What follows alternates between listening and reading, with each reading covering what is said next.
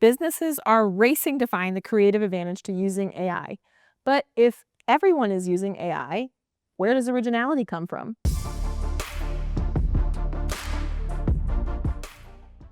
I'm Amanda Cole, the Chief Marketing Officer at Bloomreach, and I'm here with Ben Brewer, the Chief Commercial Officer at Bloomreach, to discuss this exact topic.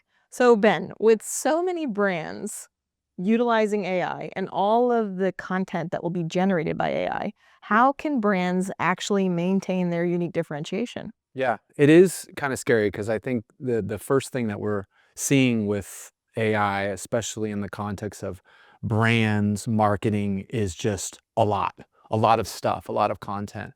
I think what I see in a lot of brands and marketers I speak to is they are still remaining very connected to their customer because that is their brand, that's who they are.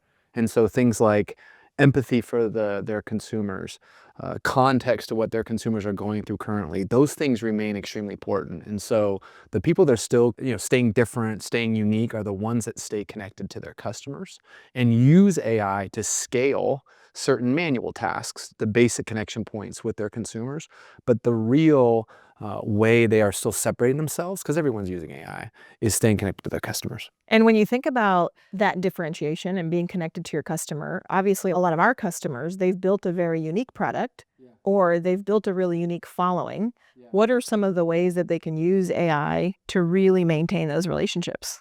Number one is they are using it to consolidate large amounts of data around their certain kind of pods of customers to analyze exactly how their consumers are changing, how they're evolving. That would take days, weeks, months, quarters for a data analysis team to sift through and provide to the marketer, hey, here's how people are evolving, here's what's changing in your customer base. That's number one. So what's happening is they're getting that information quicker so they can actually use their talent, their ability to provide context, connect the dots, that empathy we always talk about. So that's number one, taking large amounts of data around their consumers and figuring out what is important for their next campaign, their next brand launch. And that's probably number one, an efficiency gain so they can spend more time spending that thoughtful conversations around what they should be doing. I think number two is a lot of marketers are using AI to figure out what their competition is doing very quickly. So understanding what's the competition doing in their campaigns, what's working for them, what areas are they getting into, where are they seeing more penetration. Which I know you speak at a lot of events, you speak with a lot of marketers across the industry. A lot of the process side of marketing is really where it seems like AI has been used most frequently right out of the gate. How are you looking to keeping the human side of your team connected to process and connected to the marketing department? Yeah, I think that I've never met a marketer who said they have not enough to do, that they wish that they were given more work. So there's always a lot of work. And you were speaking about this earlier, was the amount of data that we have. Yeah. And marketing has never really been able to use the exhaustive amount of data that we have to actually create better campaigns and as you mentioned, connect better with customers. And now AI is giving us that opportunity. But I do think we see, particularly in our industry, there being a drive back to that human element. People want to meet in person. They want to physically touch, shake hands. They want to make sure we're going to events and conferences. We're here at an event now, welcoming hundreds of our customers and prospects, because there is a desire to still buy from people that you trust and to have relationships so that when something goes wrong, that you know that you have a team there to support you. So that still is very, very important, creating that human connection. And I do think that the other things that AI are automating, we hear people talk about this a lot. It's doing all of the work that you don't maybe necessarily normally want to do. But I do think in the marketing world where we're going to see that shift happen again is really being able to leverage more of these big information systems to create more personalized experiences. That'll be in the B2B world as much as in the B2C world. We've been for, I think, 3 decades now saying right time, right channel, right message. And maybe we have finally unlocked the reality to be able to do that.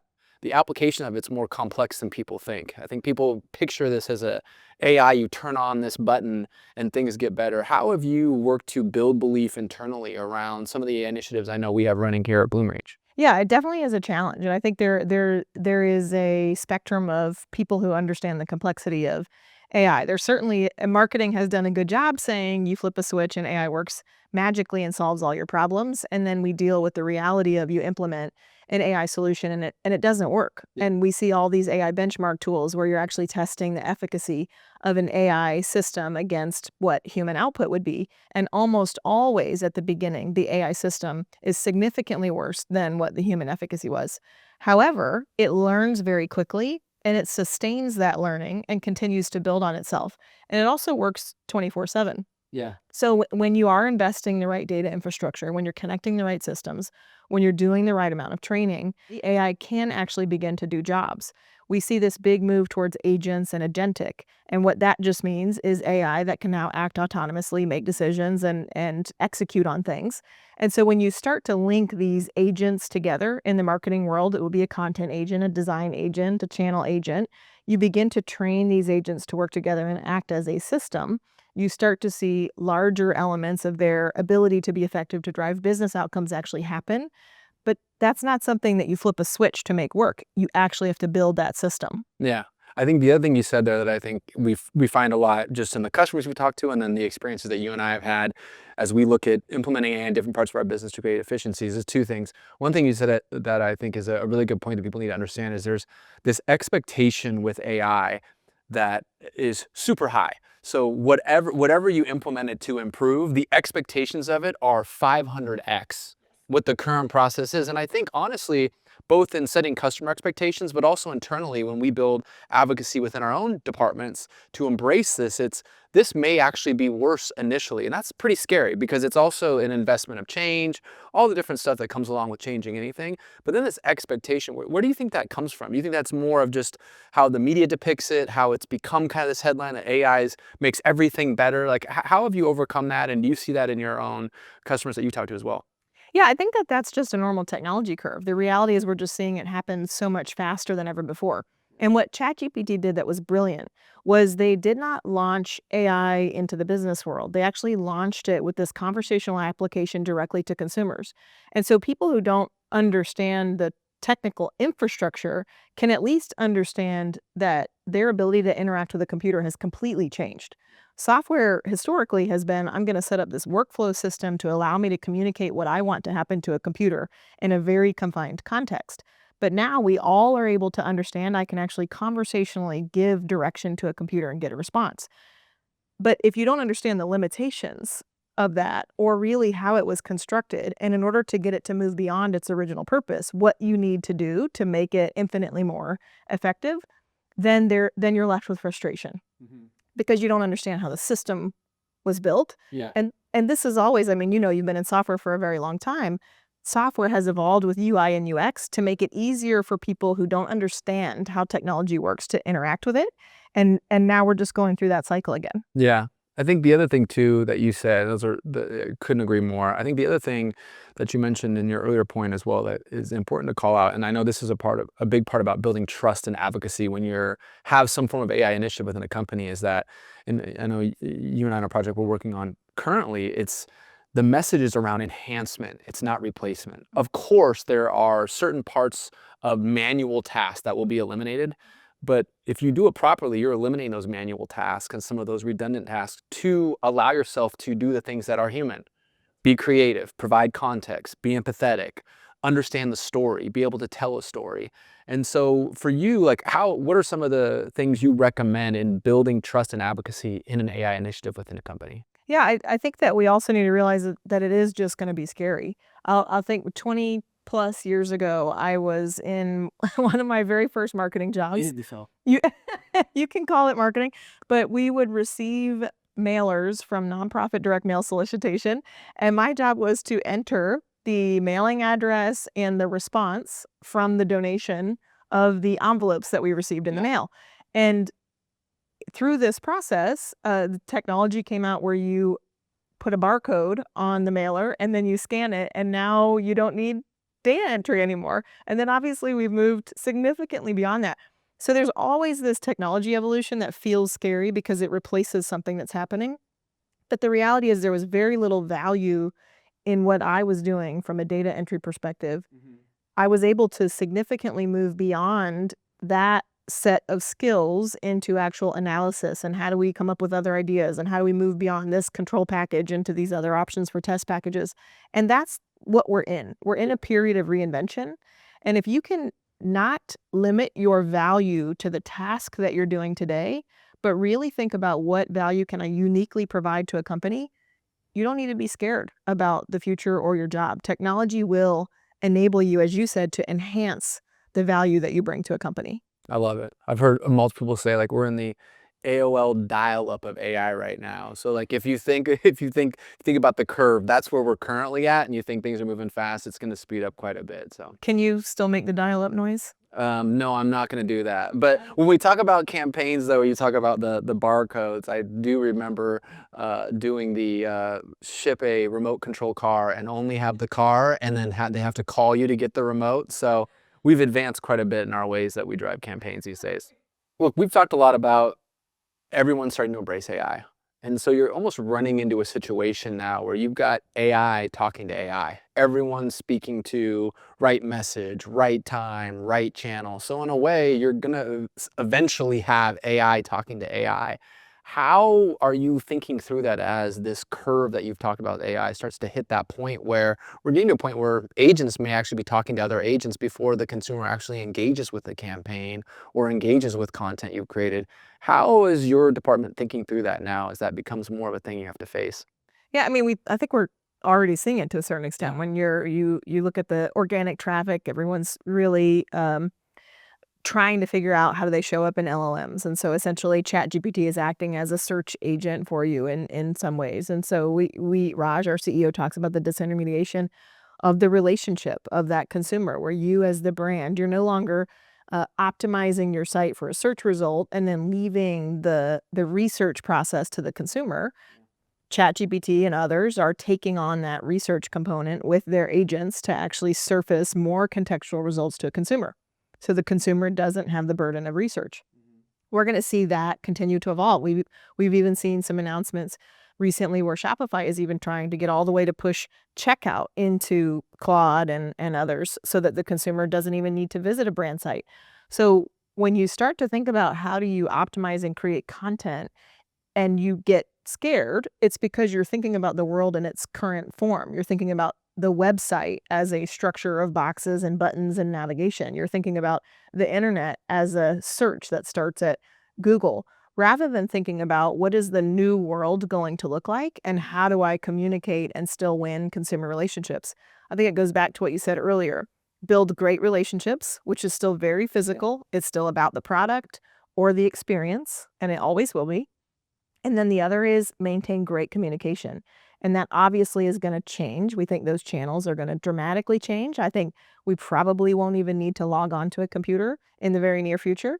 But as you said, that's because agents, consumers will all have their own agents. I do believe that in the same way we all have mobile devices, we will all have agents. Those agents will absorb the information and actually filter it for us and then make sure that we see and understand what is most relevant to us based on what that agent understands about our desires. This may not be a perfect example, but it's almost like that spam filter is moving farther upstream. Meaning like you're gonna have to figure out how to optimize to get through that initial profile or whatever has been set up by that other agent to get to that first filter to actually get to the consumer. Have you seen that starting to happen, or do you guys talk through that? It feels like not only is we've talked a lot about consumer behaviors changing and the expectation of a consumer and how they're engaging with the website. I myself sometimes when I go to buy something, I start in chat because I want to have a conversation. I know we've talked a little bit about that on the show around, I kind of have an idea of what I want to buy. It's more about I need the information, the context, to understand which thing I want to buy. And so chat provides a lot of context there for me. So for you, what are some of those, I guess, new filters or new things you think about when trying to get your message to a consumer? Yeah, I am 100% confident that this will become an advertising revenue stream for these chat You heard it agents. here first. If you look at any of these, Google started no ads. Yeah. It was just a free way to search this database of things that we learned to call the internet. Now it's a ton of ads. Netflix, free, Yeah. became a lot of ads. It is the evolution of of capitalism to take something that everyone is using and figure out how to monetize it. And I very much believe that we will, in the near future, be figuring out how to find ad placement and all of those things, which is what we do today. Yeah. Then there's also the organic component, which comes down to, as much as us marketers hate it, word of mouth and community. And that will still reign supreme. And then obviously creating these great experiences and these great moments, which either are these pop-up shops in retail and e-commerce, or promotions and specials in travel and entertainment. So I don't know that really the big foundation is going to change, but certainly the tool set is going to change. And I would imagine the ads are going to be a lot more expensive. Yeah, for sure. We've already seen that as well. I think you bring up a good thing around core fundamentals of a business, and we talk a lot about this, especially in SaaS, is number one, advocacy still reigns supreme. If people are seeing value in your service, people are talking positively about you as they go to new positions, as they join their own communities and speak positively about your brand, that's going to be a good thing. So you got to still, advocacy is still going to remain supreme as a good demand generator. Then the other two things I know you and I talk about daily around go-to-market is, and you talked a little bit about how Google and Netflix have never done this, they're very easy to buy from. Their message is easy to understand, their value prop is clear, and they're easy to engage with. And then the last thing I think that is, we talked a little bit about applying AI, so it's not just a button you push and everything changes. There's an application to it. Well, that comes from helping vendors, helping consumers see value quickly and frequently. And I think that remains a very, very important thing, especially in SaaS and software, but really for any consumer, that you better be showing value. And I think AI allows us to eliminate some of that work that is very manual, not strategic, not creative, doesn't have that empathy or context, to spend more time on how are we going to provide value quickly. So I'm looking forward to see where this goes. Couldn't have said it better myself. Yeah, that's why I said it. Ben, this was so much fun. Thanks for doing this with me. We have to do it more often, especially here in Miami. Absolutely. Great place to do it. No, but these conversations are always good. I think the important thing is that people understand they're not alone, that these are things that everyone's thinking about daily. There's obviously a bit of fear anytime there's massive change, but I think where you've helped me personally as well when we think through this is there is so much opportunity. So change is scary. We don't really know what's going to happen, so everyone's kind of guessing. I think I always warn people to be careful to read just the headline, because a lot of people are staking their claim in the ground when I think it's too hard to do that too early. But yeah, conversations like these are important, and I think creating community is super important as well. You talked a little bit about that also. Yeah. Don't forget to subscribe to our YouTube channel, and thanks for tuning in to Face with the Future of AI.